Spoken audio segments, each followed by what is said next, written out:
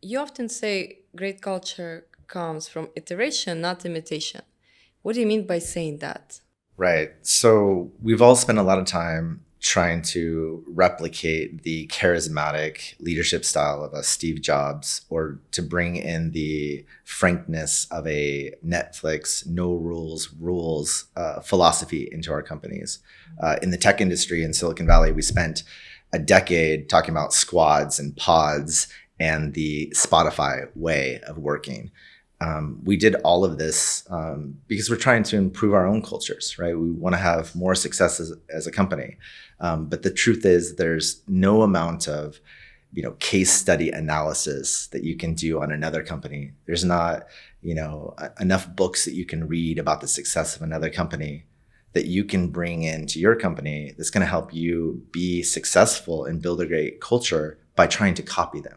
But we naturally try to copy successful companies or great leaders. And why do you think this doesn't work? Yeah, great question. Everybody has that question. It's really because the magic is in the journey.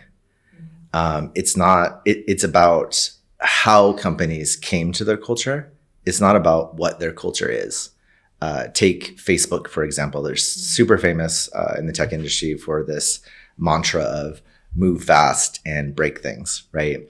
And for a while there in Silicon Valley, every company had posters on their wall that said, get shit done and, move fast and break things. They were trying to copy Facebook.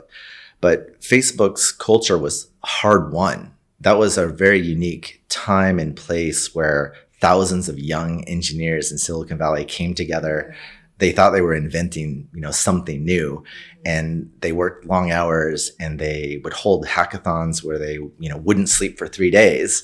When you're building software and not sleeping for 3 days, you're shipping software fast and probably breaking things. So it was a real ethos of who they were, right? And you can't copy that.